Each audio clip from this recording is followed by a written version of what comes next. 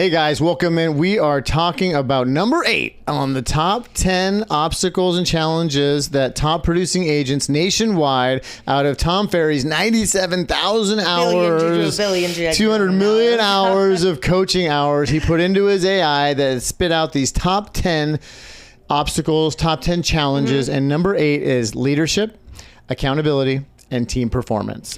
Yeah. So what are we doing with that? You know, I think that's an interesting one because we hear that a lot because we talk with a lot of top brokers, right? A lot of brokers that have teams that have, it could be 1 or 2 agents under them, a buyer's agents, all the way to mega teams.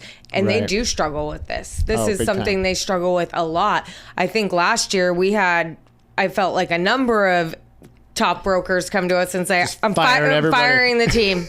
Like, I'm done. I can't hold them accountable. They don't want to work. Like, this is it. I'm losing my production. So, you know, that is a huge challenge. And I think this is a great topic for you because you've had different iterations of teams. Oh, yeah. And you've now stepped into a really big leadership role with our team, with our company, with our coaching program. So I think this is a great topic for you to be able to talk on as well. Well, you know, I mean, leadership starts in rises and falls on the leader, on action, right? And so I would never have any of you guys or any previous employees do something that I wasn't doing myself and that I couldn't mirror from, like, you guys mirror me based on my example, right? So I think that when it comes to leadership, you can't talk about it. You got to be about it because it's like my kids. People, I tell them, but then they do what I do. We just talked about this in the car, right? Yeah. So you got to be modeling if you want humble, kind children, but you're not humble and kind. Ain't happening, right? Yeah. Because the kids are smart and they can see through the bullshit and they're going to see how you walk through your life and they're going to emulate that walk. Right. Same thing with your team. So if you're like, hey, here's your assigning this duty, this activity, you have to at some point have done that activity at a really high level so you can teach them it, so you do it with them, because the best way to train is to first I do it, then we do it, then you do it. Right. So shadowing. It's like when you came to work for me, what did I tell you? Yeah, I was going to go into that. One of the first things you said was, hey, this is what we do. You can watch me do it. If you're here in 90 days, you got a job. Like, congratulations, great. Congratulations. You're hired. But that was exactly it. You took me with you. This was your script. We call people on this team. You're going to watch me call. You're going to watch me in meetings. Then you're going to be able to go do the meetings on your own. And we've kind of had our own iterations of things on how we do it. Let you be you. And you let me do it on my own, but it was something that you showed me how you did it, and then I was able to mimic that but make it how I would do it too. Yeah. And I think you're so right. A lot of people, they don't show them how they've done it, or a lot of people feel like they're being spoken at or being told, hey, this is how you do it, but they don't have that backing or show them, hey, this is how I did it, or this is how we're going to do it together. Right. And we've been hearing a great quote where I don't know where it came from, but I feel like I've been hearing it more and more often, where great leaders make more great leaders. Like, that should be the whole thing. And we hear it a lot through agents that, well, I just feel like I'm not getting enough out of my leader, or they're kind of pulling back, or my mentor is not giving me enough. And I don't know if it's scarcity mentality or what that comes from, but you never were ever afraid to, hey, this is the playbook and I want you to have more. And I think you always said, for Katie and I, if my universe isn't big enough, I have to expand so your universe and your dreams continue to fit into it of what my goals are as well. Yeah, absolutely. I've got to have a big enough scope and a big enough mountain to climb, or a big enough universe to where your universe fits inside mine. Otherwise, what am I doing leading you? Yeah, exactly. Right? And let's just say the reason why it ended up on the challenge list is because it's hard. It's very hard because I'm selling houses, I'm repping buyers, I'm doing flips, I'm running a real estate business. And then I have to pull myself out of that to lead a team, which is labor intensive. It takes a lot of time. It's time spent, because how do you build trust? Because the follower must trust the leader. Yeah. And trust is built with time shared, time spent, shared memories, and small kept promises say, oh, this guy's a man of his word. This comp plan doesn't change. The thing he said on Tuesday happened over here on Thursday. Yeah. Like those little moments, that is what instills trust in people. And in real estate, it can be haywire. If you, I mean, talk about time management for prospecting, showing properties, taking listings, holding open houses. That's managing a a team. team. And then you go over here, time management for leading a team, group meeting, hey, you got a second? Like if you have a team of 20 people and a million got a seconds later, that's your whole week. Yeah. So it's very tough, but the ones that are able to pull it off are the ones that have dedicated time associated with production and dedicated time associated with team, and they do the things that they're preaching. Yes. Because it's you can tell them all day long, but they're not going to do it unless you're following, unless you're helping them. Exactly. Well, I think we've talked about this before, and we've kind of coached some team leaders on this where, when college professors, they set up office hours. They have times where you can go in and ask questions, and they can be available for you at any time. Well, when you think about running a business, you kind of have to have that set up and for your own time in your block. So when you're running a team, like you said, it can be so draining. There's so many goddess seconds when you have contracts, when you have so many things happening. And yeah, when you have somebody on the team and they're in the middle of negotiation and they need something right now and they're like, oh my gosh, how do I answer this? There's going to be exceptions. You're going to have to jump on that or things like that. Totally. But set up those kind of times where, hey, between 4 and 6 on Tuesdays and Thursdays, I am open, available for any questions. It's open mic. Open mic. We're going to have our team trainings on Wednesdays. We're going to go over prospecting, contracts, whatever it is on these days. And then I'm going to have our office hours these times. And then we've talked about having pods. We've talked about all kinds of different structures. Right, empowering other mini leaders under your leadership. Yeah, we've talked about all kinds of different structures, but it's so important to have because you have to be able to really time block that time in there to be able to give that to the others on the team. Yeah. But keep your time and your sanity as well. Because if you got kids, you got to run them to soccer practice and you got all this other things too. Meanwhile, your phone's still blowing up as well. Yeah. So how do you manage that team? Well, you have to be very rigid on the time blocking with your time and the team's time. I'm a huge fan of it because it gives you a lot back once you empower people, and then you can have a lot more hours put back onto your calendar. But as with everything, have a beginner's mind and be okay with making mistakes. You're going to fuck it up and figure it out. And that goes with when you got into business and started doing deals, all the way to picking vendors, all the way to getting your schedule ratcheted down and tight, to running a team. You're going to make mistakes. You're going to hire yourself probably, like I did, another driver, another big producer, and then okay, who's monitoring the email? Well, let's talk about that because I think who's minding the store. Let's talk about that because I think that's a huge mistake where I think people could really learn from that and dive into it. We didn't really touch on that. That's a very common thing that most people, when they start building the team or when they are hiring, or that's where we see a common mistake of that is where they hire themselves first, right? Yes. And so there's a lot of clashing. There's two drivers going, and like you said, well, who's in there managing the store? Yeah. Who's taking care of everything glad else? we're driving all this here? business, but who's doing the fulfillment on all this? Exactly. Right? And so the great thing is take a list of all the stuff you hate doing and hire somebody that's their strengths. Yeah. Right? And now, because if two are the same, one is not necessary. Yeah. That's like an ancient Chinese proverb, right? And so it's usually a very typical mistake. And so you want to hire to your weaknesses, not to your strengths, because you are, and then guess what? You give some of that stuff that's taking your time and you get better at what you're already good at. Yeah. And what likely lights you up. Yeah. What likely you like about the job. Yeah. Like I love talking to people. I love prospecting. I love going to events. I hated emails. I hated scheduling my stuff. And, and we love the consults, right? So I gave a lot of that stuff that was weighing me down, and now I'm free to do more of the stuff I like. And this person that I hired, thank you, Katie, loves spreadsheets, loves the email, loves to schedule appointments. I mean, all the things I hate. And she doesn't want to be in a networking thing till 8 o'clock at night. And I'm like, hey, let's go talk to 30 agents for 2 hours. She's running. And that's as it should be. So it's an important lesson. And, you know, you're going to make mistakes, and that's okay. Yeah. Like because you can't make an omelet without breaking the eggs. Right. Well, I think of a team that we work with, and they have a team concierge. And so they have somebody they're the team lead, and then they have somebody that's in the office all the time that's there for the agents, for anything really that they need, for marketing, for branding questions, for if they need emails sent out to get lists for them. So like their little concierge desk. So they have like a buffer. Yeah. So there's a little buffer between them. So he doesn't have to deal with all of the little kind of like marketing stuff and the little things where she's there to handle all of that. I think that's a genius idea to have. So smart. Or like a video library of like, hey, have you checked the video Media Library. Exactly. We know another team that has that as well. Yeah. Having, recording all those repeated questions that you get as a team leader, documenting those, and then having like a university of all of your questions. And as you bring in new people onto your team, having them sit through and watching all those videos to make sure if they ask you that question, hey, did you watch those videos? Yeah, did you get those questions answered? Exactly. Because we are adults. Like we have to. Well, that 10 minutes you take to make that video can give you hours Back. back in your life.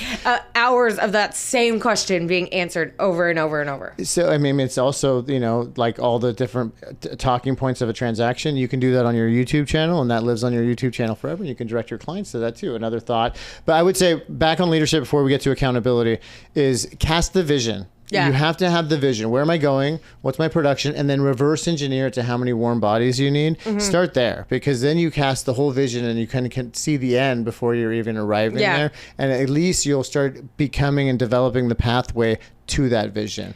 And as a leader, one of the most important instrumental things is the ability to cast the vision. So because people won't follow you if you don't know where you're going, if you don't have the vision. If you don't have a clear plan, if you don't have the vision down, if you, like you said, if you don't know where you're going. And I think that's so important, and having a good culture around it too. It's so important. Letting people be themselves, letting people, if you haven't read the book, I think it's Happiness. What is it? Tony Hesh, the creator of Zappos, I think it was. Yeah. He had one of the best cultures for his company, and it's a great book. And he talks about how he just let people be themselves, and he let people do what they needed to do, but they were so productive at work. They were handled things professionally, and they were just they were able to cuss in the break room, and they were able to be friends outside of work, and they were able to hang out with each other. But isn't that how humans behave?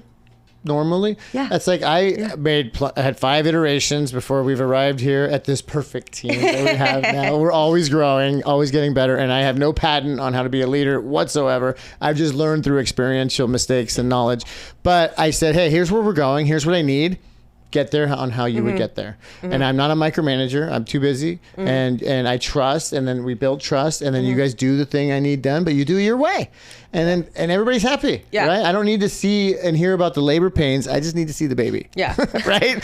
So accountability. How do we build in accountability? I think that starts with radical ownership and clarity. We say it all the time.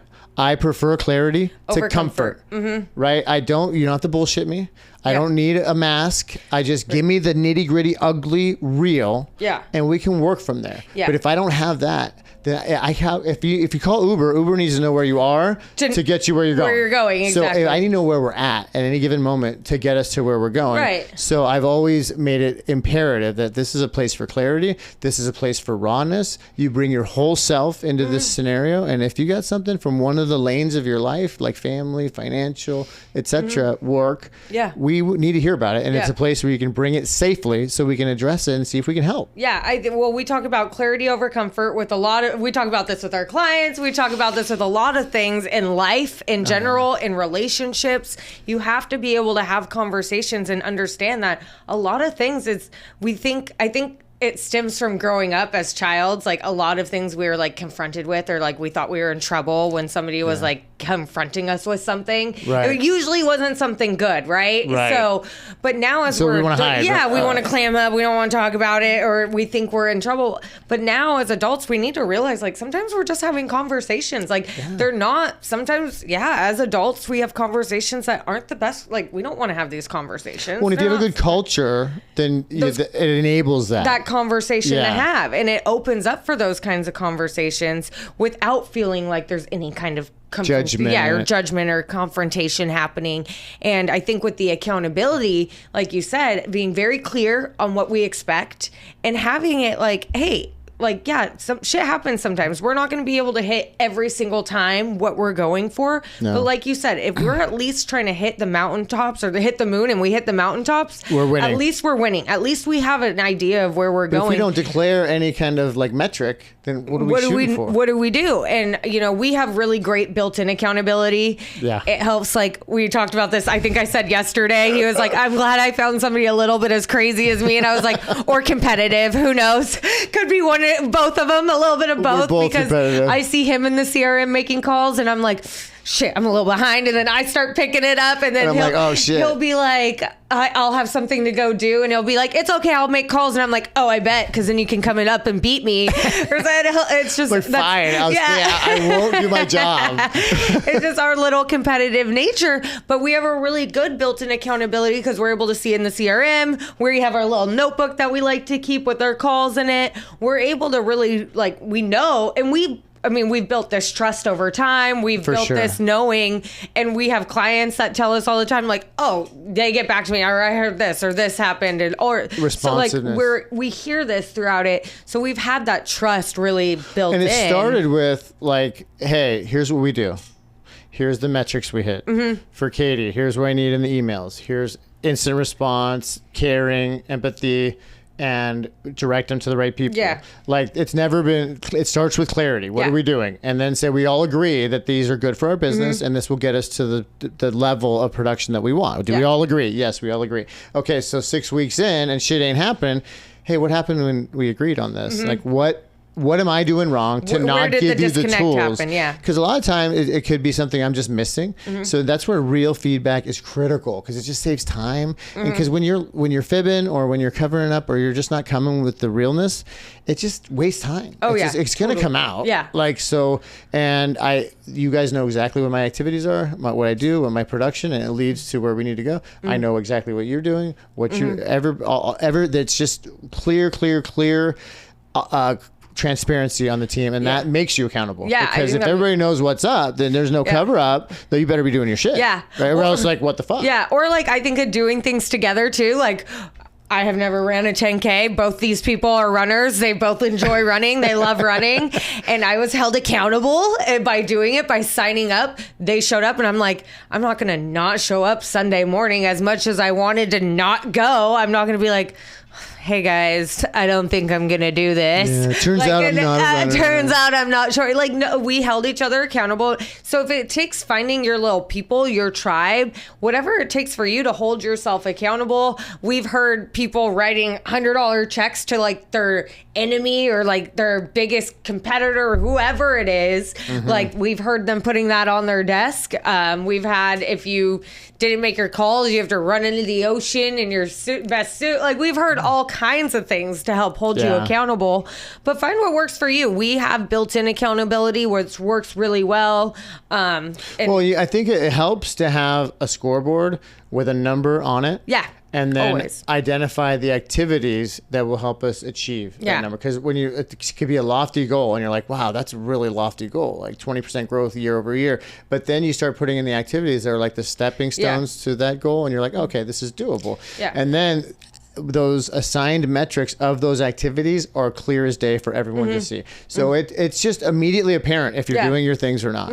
And that is, to me, accountability because there's no hiding from you guys. If I want to sleep in and not do you guys know, like, hey, 10:30, where you at, dude? Like, you're hiding. Or if I don't get his gratitude text and it's like 6 a.m. and not 5:30, I'm like, oh, did somebody sleep in? Did they not wake up at 4 this morning? Like, send out the search party. Send out the search party. Call the hounds. I know. I'm like, Kelly, is Ryan okay?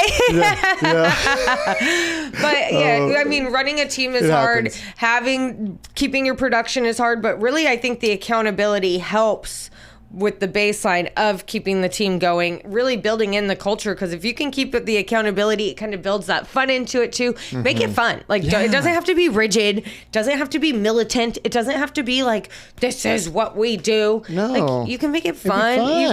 You can light you up. The grind doesn't have to feel like the grind. If you love the work, guess what? It's no longer a grind. And and the last item was team performance. So in my opinion, leadership done properly with accountability done properly leads to wonderful team performance.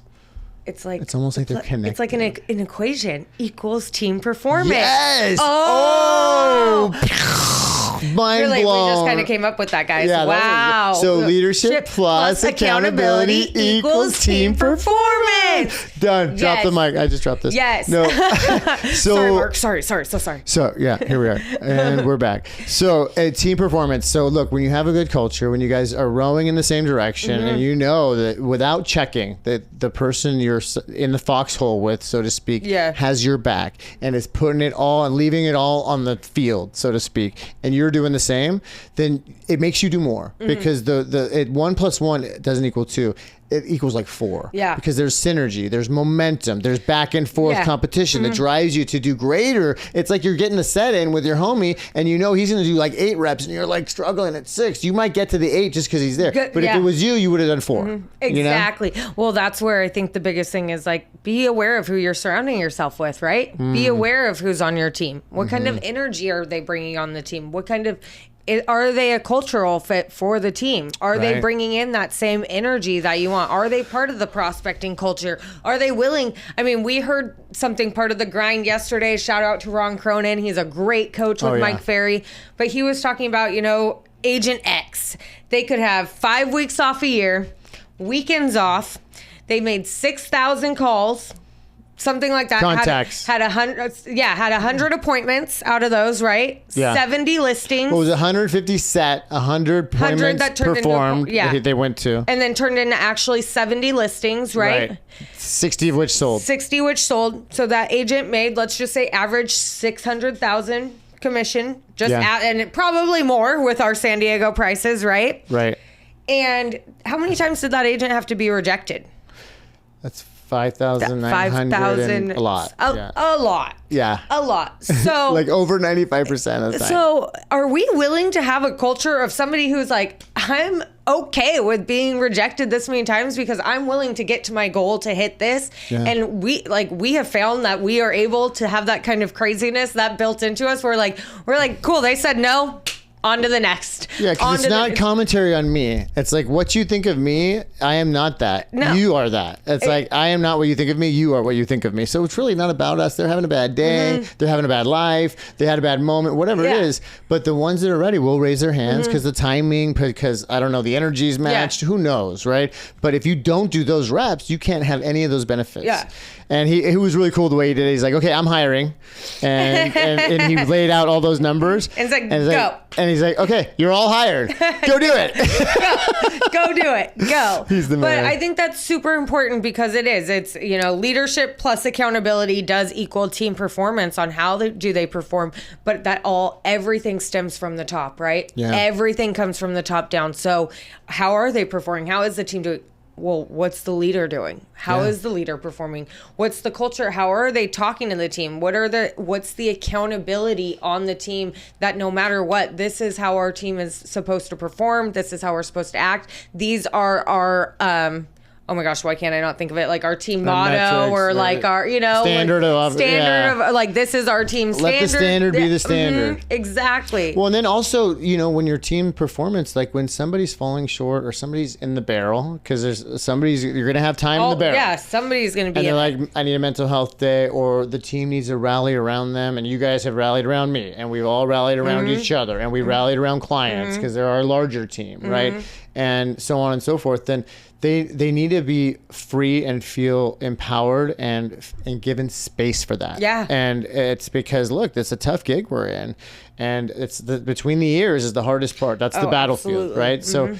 Are we going to have some adversity? Absolutely. Yeah. Are we going to have second guess this whole career path sometimes? Yeah. I mean, with being rejected 5,900 or whatever times it was or something like that, yeah, we're going to have some tough days. Right? It's just it's par for the course, but then that's where the team knuckles up and gets shoulder to shoulder and says, we got you. And that's a good team culture. Yeah. And so it all kind of blends together, but leadership, accountability, teamwork, I get why it's such a challenge because you're trying to multiply yourself through a team, but then you can't spend time over here doing what your business requires you to make the money. So your money comes down and you're like, well, screw this whole team thing. And then you jump back and then I need help. So you go back to the team thing. Yeah. It's like the well, and you chicken or just the made egg. me think too, like you said, when we were saying earlier, like hiring yourself, I think it's so important when you do have the team concept to remember, like, it doesn't have to be like when they're on the team, let them be them. Like when they're not performing, if they don't do something exactly the way you would do it, but it's how they would do it, like we were saying, let that be okay. Yeah. Don't grill them for it. Don't get upset with like, oh, this isn't how I would do it. Like, did it get done? So, I mean, the hardest thing I think with the leadership part is like you kind of have to subdue the ego a little bit, right? Oh, big time. You got to let the ego go. Well, it was hard for me when I started with one assistant. That was my first attempt at a team, and like she didn't do this way, and she didn't the way I did. And I finally had to tell myself it doesn't need to be done by me. It just needs to be done. And guess what? Once I adopted that mindset and then empowered the people around me to do the thing the way they would do it, it doesn't have to look, smell, taste, anything like the way I would do it, but it got done. Then now you feel empowered and you feel free to be yourself. I am over here doing whatever I'm doing. So now we just multiplied effort and we like it because we're doing it our way and we're happier. Yeah. And then all of that blends to a great team culture. And that, I think, blends to more team production as well. Because when people are happy doing it, people feel that energy and people are willing to be here to show up daily, to be able to do it and do it happily. And people, I think, really are attracted to that and know. And then that's where team production starts to scale too. So that's, I think I love that little equation we came up with. But like you said, it is hard. We're all learning at it. I don't think there's any master at this. I think it's all, businesses fail because of this all the time. And it's not, everything's a practice, right? So learning this, you're going to mess it up. You're going to fail at it. You're going to fuck it up and figure it out. Yeah, and for reasons way beyond your control, like people change in a year or 2 or 7 that they've been on your team. People change, their goals change, their lives change. So don't beat yourself up and just keep working at it, and as we do. And I think that's all we have today. Yeah. And let us know if you have any questions. If you're a team leader and you struggle with this as well, we'd love to talk with you. We can help come in. And one of our biggest things is help training teams. So we are always here to help. All right. Until next time, I'm Ryan. I'm Haley. Bye. Bye.